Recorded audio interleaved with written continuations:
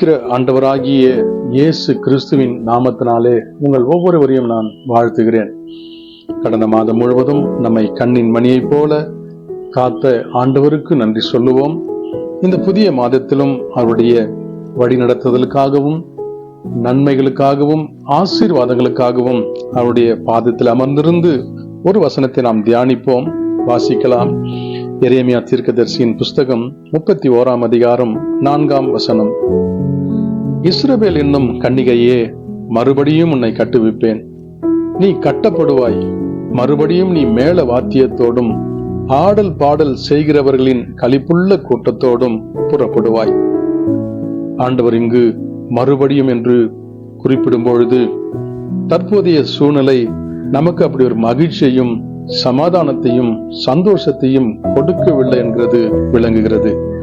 கடந்த நாளில தேவனோடு ஐக்கியப்பட்டிருந்த நாளில, அவரோடு உறவாடின நாளில, பேசின நாளில, நடந்த நாளில அவருடைய மகிழ்ச்சி நிறைவு நமக்கு நிறைவுள்ளதாக இருந்தது என்பதையும், அப்படிப்பட்ட ஒரு சூழ்நிலை ஒருவேளை இந்த நாளிலே நமக்கு இல்லாததினாலே, ஆண்டவருடைய பிரசன்னத்தை நாம் உணராததினாலே நாம் அப்படிப்பட்ட ஒரு வெறுமையுள்ள சூழ்நிலையில நிற்கிறோம் என்பதை அறிந்த ஆண்டவர் நம்மை பார்த்து சொல்லுகிறார், நீ மறுபடியும் கட்டப்படுவாய்.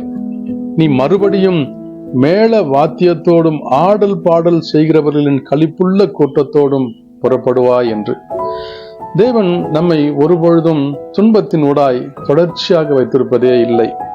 ஒருவேளை அப்படிப்பட்ட சூழ்நிலைகள் உலகம் நம்மை இழுத்து சென்றாலும் தம்முடைய பிள்ளைகளை அவர் அறிந்திருக்கிறதுனால ஒவ்வொரு நாளும் நமக்காக மனஸ்தாபப்படுகிறவராகவும் நம்மை ரட்சிக்க வேண்டும் என்கிறதற்காக நம்மை தேடி வருகிற ஆண்டவராகவும் இருக்கிறதுனால்தானே இன்றைக்கும் நம்மை பார்த்து நீ திரும்பவும் கட்டப்படுவாய் என்று சொல்லி நம்முடைய ஆண்டவர் நம்மை அழைக்கிறவராக இருக்கிறார். இந்த இருதயத்தின் மகிழ்ச்சியை இழந்து போவதற்கு இந்த உலகத்துல அநேக காரியங்கள், குறிப்பாய் கசப்பான அனுபவங்கள், எதிர்ப்பான காரியங்கள், மனம் தளரச் செய்கிறதான நிகழ்வுகள், தவிப்புகள், வியாதிகள், வேதனைகள், நெருக்கங்கள், இப்படி ஒவ்வொன்றாய் உலகத்தில் அடிமைத்தனத்திலே சிக்குண்டு இருதயத்தின் மகிழ்ச்சியை இழந்து போகிறோம். இந்த இருதயத்தில் உலகமே மேலோங்கி நிற்கிறதுனால, தேவனோடு உள்ள உறவு துண்டிக்கப்படுகிறதுனாலேயே இப்படி நடக்கிறது என்பதை வெகு சிலர் மாத்திரமே புரிந்து கொள்கிறோம்.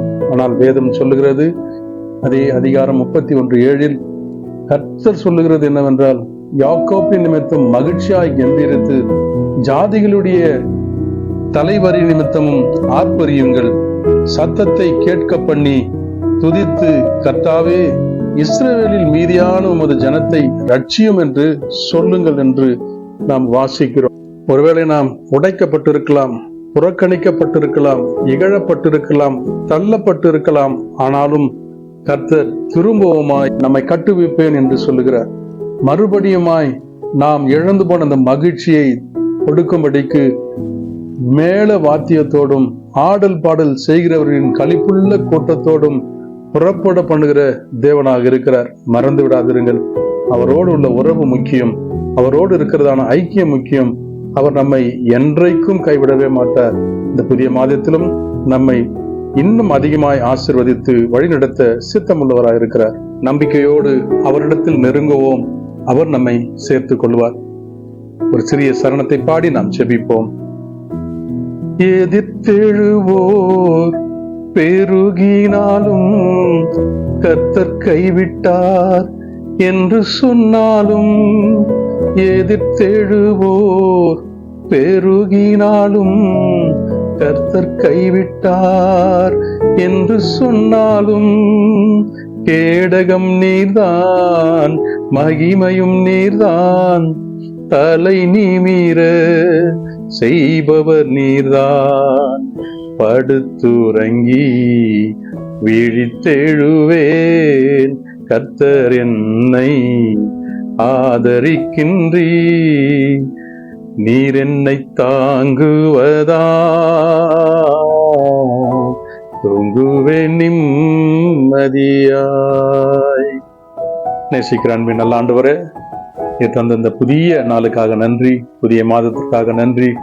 என்னுடைய இயக்கங்கள் எல்லாம், வாஞ்சைகள் எல்லாம் உம்மை சார்ந்து இருக்கவும், ஆண்டவரே உம்முடைய சத்தத்தை கேட்கவும், உம்முடைய வழிகளில் நடக்கவும், நாங்கள் அல்ல நீரே எங்களை நடத்துகிறவர் என்பதை அறிந்து உம்முடைய வழிகளில் நடக்கவும், இந்த புதிய மாதத்திலே திட்டம் பண்ணுகிற, எதிர்பார்க்கிற எல்லா ஆசீர்வாதத்தின் நன்மைகளையும் எங்கள் ஒவ்வொருவருக்கும் நீர் கூட்டி தர வேண்டுமாய் நாங்கள் செபிக்கிறோம். எங்கள் குடும்பங்களை ஆசீர்வதியும், பிள்ளைகளை ஆசீர்வதியும், என்னுடைய மிருக ஜீவன்களை ஆசீர்வதியும், எங்களுக்கு உண்டான எல்லாவற்றையும் நீர் வேலி அடைத்து காத்துக்கொள்ளும். எங்களை முழுமையாய் உம்முடைய கரத்துல அர்ப்பணிக்கிறேன், ஒப்புக் கொடுக்கிறேன். காத்து நடத்துவீராக. இயேசுவின் நாமத்தில் ஜெபிக்கிறேன் நல்ல பிதாவே, ஆமென்.